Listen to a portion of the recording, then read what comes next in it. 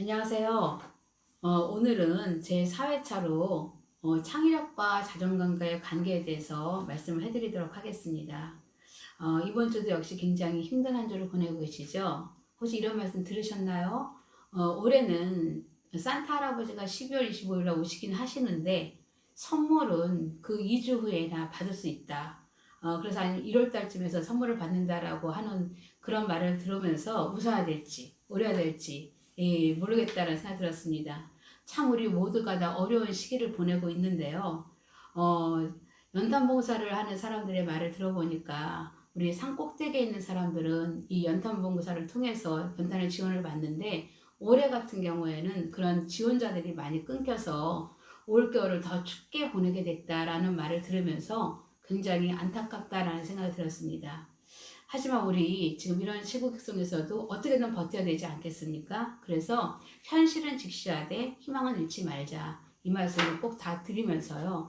그럼에도 불구하고 우리가 부모된 자로서 우리가 분명히 잊지 말아야 될 것이 있죠. 그게 바로 자식을 위해서 사명감을 갖고 내가 어떻게 우리 아이들을 키워야 될 것인가를 늘 고민하는 그런 자세는 잊지 말아야 한다는 겁니다. 그래서 오늘 제가 그러한 부모님들을 위해서 그렇다면은 지금 현재 시대가 요구하는 교육 중에서 창의력이란 말을 굉장히 많이 하는데 과연 창의력과 자존감이 어떤 관계가 있는지 한번 그거부터 짚고 넘어가면서 오늘 강의를 시작하도록 하겠습니다.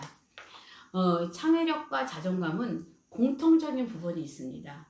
뭐냐면 첫 번째가 바로 그 두 가지는요. 선천적인 지능에 의해서 만들어지는 것이 아니라 후천적인 개발을 통해서 만들어진다라는 것입니다. 그래서 창의력과 자존감은 부모님이 어떻게 하느냐에 따라서 또 우리 아이들이 그것을 어떻게 이용하느냐에 따라서 이런 부분들이 다 만들어질 수 있는 관계다. 그래서 누구나 다 비범한 영재 천재만이 하는 게 아니다. 누구나 다 도전할 수 있다라는 것이 바로 창의력을 만들어가는 과정입니다. 그래서 창의력과 자존감과의 관계에서 또 공통점이 뭐냐면은 집중력이 있다라는 겁니다. 우리가 자존감이 있는 사람은 집중력이 있고 성취감이 있다 이런 얘기를 했는데요.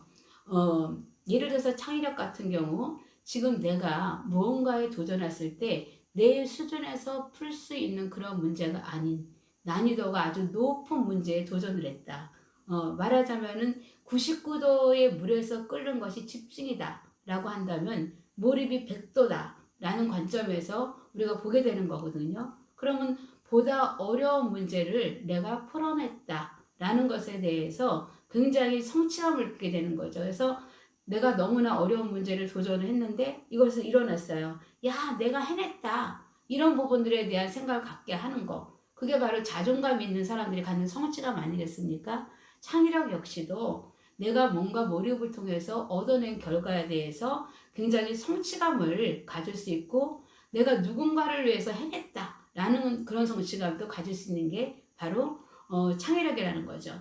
그리고 또 자존감이 있는 사람들이 참 많이 하는 게 뭐예요? 도전이잖아요. 실패한 것에 대해서 포기하지 않고 끈기 있게 도전한다.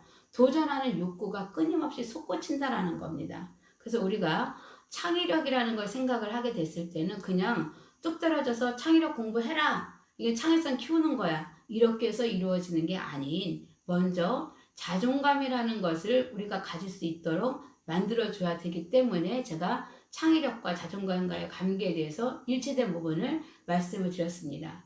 그렇다면은 우리가 창의력이 그럼 과연 왜 필요할까? 이 부분에 대해서 또 짚고 넘어가지 않을 수가 없죠. 미래의 사회에서는 우리가 인공지능이라는 말 굉장히 많이 들었는데요. 인공지능의 IQ가 1만이 넘는다라고 합니다. 사람과 도저히 비교할 수 없는 IQ를 갖고 있는 인공지능과 함께 살아가야 할 때 지금처럼 우리가 주입식 교육이라든지 획일적인 교육을 받게 하게 되면은 우리 아이들은 인공지능의 지배를 받을 수밖에 없게 된다는 거죠. 그래서 그렇다면 과연 우리 아이들은 무엇을 해야 될까? 바로 이 창의력이라는 것을 통해서 우리 아이들이 인공지능을 지배를 해야 되는데 인공지능 시대에 인간이 내세울 수 있는 능력은 바로 뭐냐면은 인공지능이 할 수 없는 능력을 개발하는 것입니다. 그래서 예를 들어서 무수히 많은 자료를 입력한 인공지능에 비해서 엉뚱한 생각을 하게 하는 것, 그래서 엉뚱한 생각을 통해서 다른 어떤 새로운 것이 창조될 수 있도록 만들어내는 것, 다양한 경우의 수를 생각하게 하는 것, 그것이 바로 인간만이 가질 수 있는 공감 능력이라는 것이죠. 그래서 이러한 부분들에 대해서 자신의 이익과 상관없이, 그리고 타인을 위해서 희생을 하고, 이런 모든 부분들이 인간만이 할 수 있는 일이다. 그래서 주어진 자료를 위해만 갖고 하는 인공지능보다는 내가 인류를 위해서 무엇을 할 것인가, 내 창의력의 결과가 무엇인가에 대해서 만족하고 성취감을 느낄 수 있게 하고, 이러한 부분들이 바로 창의성이고, 이러한 것이 개발이 됐을 때 우리는 인공지능을 통해서 우리가 인공지능이 우리를 지배하는 것이 아니라 우리가 인공지능을 지배할 수 있는 그러한 능력까지도 가질 수 있게 된다라는 겁니다. 그러면 우리가 창의력에서 요구하는 것이 과연 무엇일까 라고 봤을 때, 창의력에서 요구하는 것은 공감 능력과 또 이타적인 사고를 갖는 거라는 게 분명히 나와 있습니다. 공감 능력과 이타적인 사고, 왜 필요할까? 인공지능이 절대로 할 수 없는 것이 바로 공감 능력이라고 합니다. 그러면은 기존에 없던 것을 우리가 만들어내거나 또 기존에 있던 것이지만 그것을 더욱더 기발한 생각을 통해서 많은 사람들에게 필요로 하는 것을 만들어내는 능력, 이런 것을 우리가 창의력이라고 했을 때, 그러한 것을 만들어내기 위해서 필요한 것이 공감 능력과 이타적인 사고가 가장 중요하다. 예를 들자면 알렉산더 그레이엄 벨 하면 딱 떠오르는 게 뭡니까? 전화기를 만든 사람이잖아요.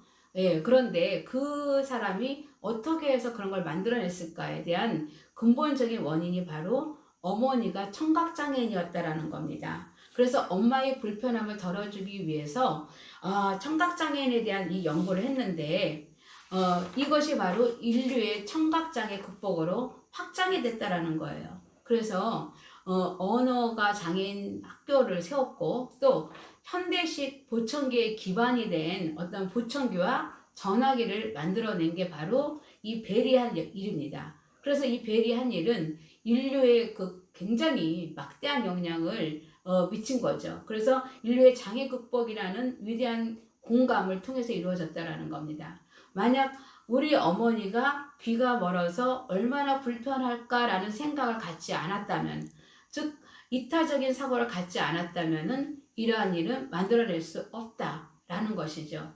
또 하나 이타적인 사고에 의해서 만들어진 예를 들어본다면, 며칠 전 신문에 우리 카스 교수가 신체 그 하반신 마비가 된 사람을 걷게 하는 그 로봇 옷을 만들어서 신문에 크게 나온 게 있습니다. 근데 이 실험에 참여자를 구할 때 실제로 하반신 마비가 된 사람이어야 된다. 가상의 사람이 아닌 실제의 사람을 한 거는 그 사람이 실제로 입어보고 뭐가 불편한지를 알아야지만 그 사람들을 위한 거를 만들어낸다. 철저하게 이타적인 사고를 갖고 생각을 하고 그 사람의 공감을 갖고 우리가 만들어냈다. 그래서 로봇을 통해서 하반신 마비에 있는 사람을 걸을 수 있게 만들어낸다라는 그런 원칙을 세웠던 거죠.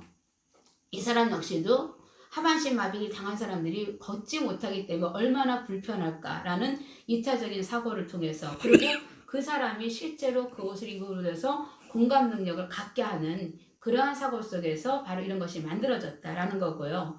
또 하나의 사람은 이 퍼트리셔 무어라는 사람이 우리가 지금 흔히 말하는 생활 속에서 말하는 보편적인 디자인, 오히려 필요로 하는 것들을 만들어냈고, 또 노인을 위해서 만들어낸 디자인 이름이 유니버설 디자인을 창시한 사람인데요. 노인들이 관절염 때문에 냉장고 문을 이렇게 잘 못 여는 것을 보고 우리가 한번 할아버지 할머니한테는 그 눈높이에 맞는 새로운 손잡이가 필요하다라는 걸 생각을 해서 그것을 만들어 보자고 건의를 했는데 그게 거절이 됐다라는 거예요. 그래서 이 사람이 그렇다면 내가 노인의 분장을 한번 해서 살아보자 라고 해서 26살의 처녀가 3년 동안이나 노인의 생활을 갖다가 했는데, 이 경험을 바탕으로 했을 때 세상에는 지금 살면서 노인뿐만이 아니라 우리가 불편한 게 참 많구나. 그러면 보편적인 어떤 디자인을 통해서 사람들이 편리하게 사용할 수 있는 걸 만들어야 되겠다 라고 해서 만들어진 게 지금 우리 흔하게 지금 쓰고 있는 감자 깎는 칼 있죠. 그런 것도 그 사람을 통해서 만들어졌고요. 그리고 소리 나는 주전자, 삐삐삐삐 하는 그런 주전자, 그리고 양손잡이용 칼과 가위, 이런 것들이 다 그러한 생각에 의해서 만들어졌다라는 겁니다. 결국 우리가 창의력이라는 것을 갖고 창의력이 얼마나 좋은 것인가를 알게 하기 위해서는 일상생활 속에서 혹은 인류를 위해서 내가 이타적인 것을 사고를 갖고 뭔가에 도움이 되는 사람이 되겠다라는 어떤 이것도 간절한 마음이 있을 때 창의력을 더욱더 많이 향상시킬 수 있는 그런 사람이 될 거라는 겁니다. 그렇다면 우리가 창의력을 위해서 그러면 우리 부모님들이 무엇을 해줘야 될 것인가? 이게 가장 중요한 부분이겠죠. 첫 번째가 바로 아이들한테 무한대의 상상력을 갖게 해라 라는 거라는데, 무한대의 상상력을 어떻게 갖게 할 것인가? 창조적인 상상력 당연히 필요합니다. 그래서 이 상상력을 갖게 하기 위해서는 많은 대화와 토론이 필요하다. 그래서 유대인들 같은 경우 또 밥상머리에서 우리가 밥상머리 교육을 통해서 굉장히 많은 대화를 통해서 많은 거를 지식을 습득하고 거기서 지혜를 구하는 그러한 것이 시작이라는 겁니다. 그래서 한 가지의 주제에 대해서 깊이 파고 들어가서 이런 몰입의 경지에 이르도록 만들어주는 그런 환경이 또 필요하고요.